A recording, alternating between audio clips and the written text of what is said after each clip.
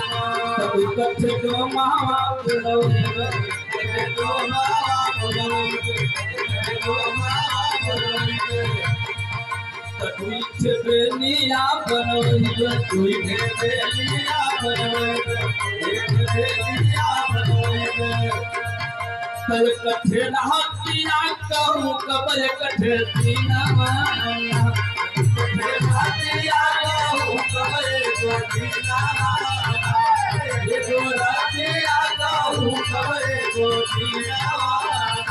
रतिया मोर पलंगुआ हो रतिया मोर पलंगुआ भीगे हुए तारी हो सुतेला तोर तारी रतिया मोर पलंगुआ हो रतिया मोर पलंगुआ भीगे हुए तारी हो सुतेला तोर तारी रतिया मोर पलंगुआ हो रतिया मोर पलंगुआ भीगे हुए तारी हो सुतेला तोर तारी यार टूट गई खटिया टूट गई पतिया सैया गिर गए भैया टूट गई खटिया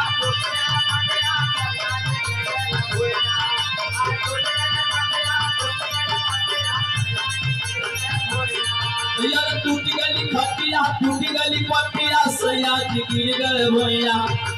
पतरी कमरिया लपल पल मुके पतरी कमरिया लपल पल मुके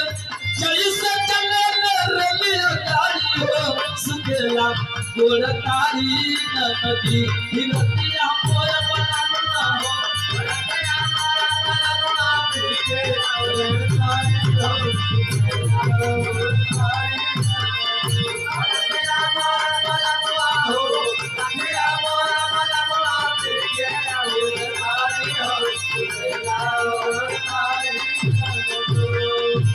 लगी न कमावा करे में घमावा भैया छाता तान के लगी न कमावा करे में घमावा भैया छाता तान के लगी न कमावा करे में घमावा भैया छाता लगी न कमावा करे में घमावा भैया छाता तान के लया बलमुआ सान के लया बलमुआ बांध के गमछा में सतुआ सान के लया बलमुआ गमछा में सतुआ सान के लया बलमुआ गमछा में सतुआ सान के लया बलमुआ पीड़ी पीड़ी के धुआं उड़ावलू पान खाय मोला जवाना तोहरे पार पीड़ी पीड़ी के धुआं उड़ावलू पान खाय मोला जवाना तोहरे पार पीड़ी पीड़ी के धुआं उड़ावलू पान खाय मोला जवाना तोहरे पीड़ी पीड़ी के धुआं उड़ावलू पान खाय मोला जवाना तोहरे पार अरे अगल बगल में यार अगल बगल में घोंसल रुमाल जमाना अरे अगल बगल में घोंसल रुमाल जमाना तोहरे पास अगल बगल में घोंसल रुमाल जमाना तोहरे पास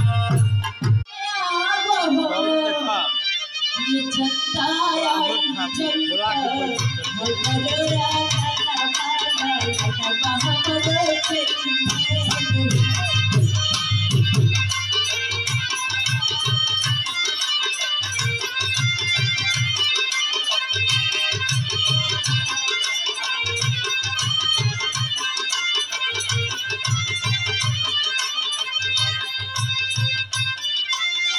लक्ष्मी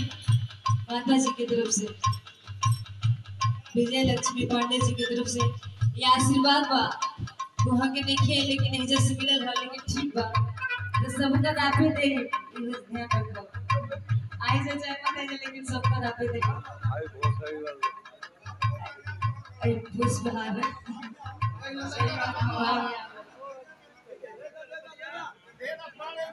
अच्छा ये गमछी है तो मेरा पहाड़ भाई चुदो अरे कुछ और ही देवा गमछी देता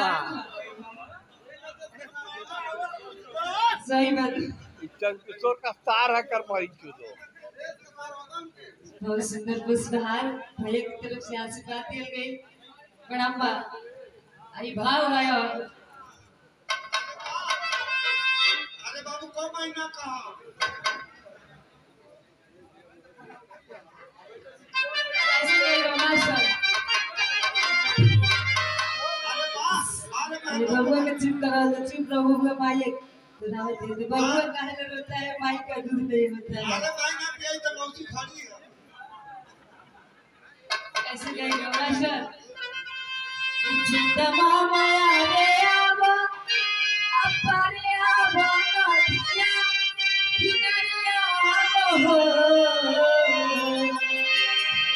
चिंता मामा रे आवा पारे आवा नदिया किनारिया हो चिंता आई चिंता हमारे आजा ना बाजा ना बाबर तेरी बहन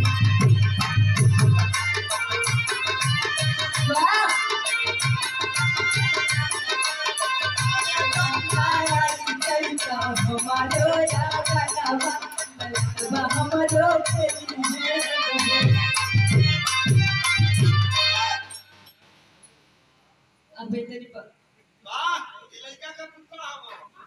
है सार ऐसा बैठे में के तोड़ के मिली जाए स्मिता पांडे जी की तरफ से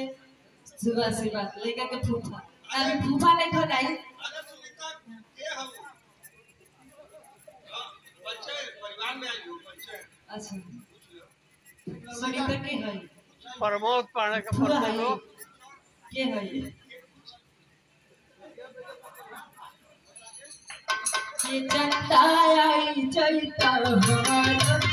आजा भागा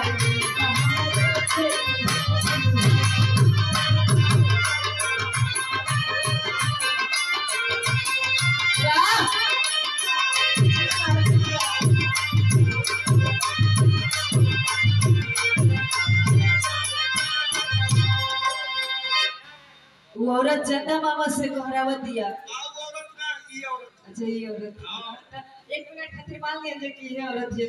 सही है ये सही है तो कहे के बाद कि चंदा मामा दूर के कि बुआ पकई ह दूर के कि अपने खई ह खाली में बुआ के दीह पर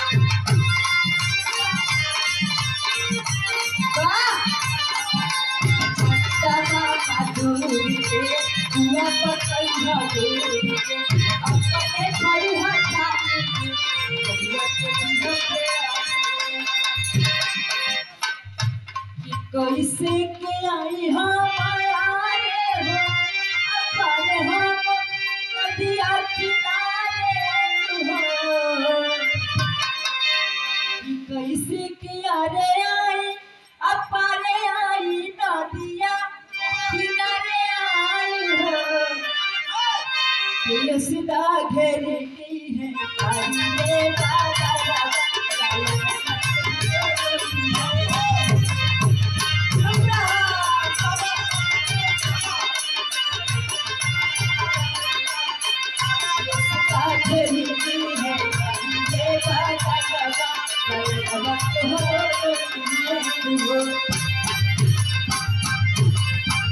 यही भाव कि जुग जुग जिया सब ललनबा भवनबा के भाग जाकर हो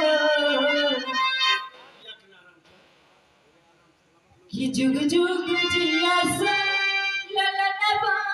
भवनबा के भाग जाकर हो ललना लाग भइले झुलबा तकली कर भवनबा गया सिना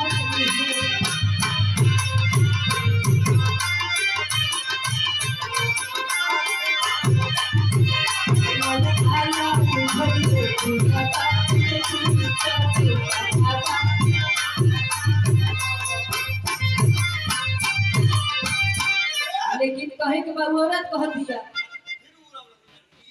ये औरत कह दिया कि कारी बदरिया मनाई ले आई है तो को हराई ले अब आता कौन आई गया कथा के बाबू सुनाई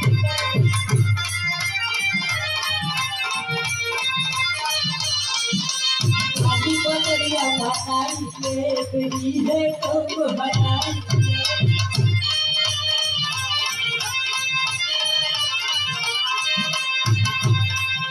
दीवाना काना ये बया काना पतिया के हम सुनाएंगे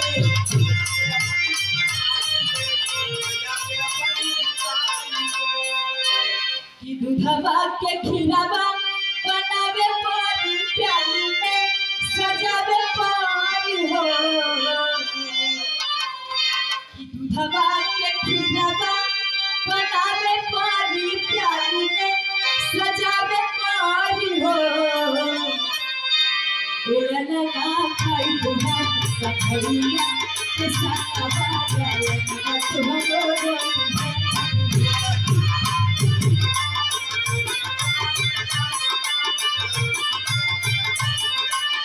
La la la la,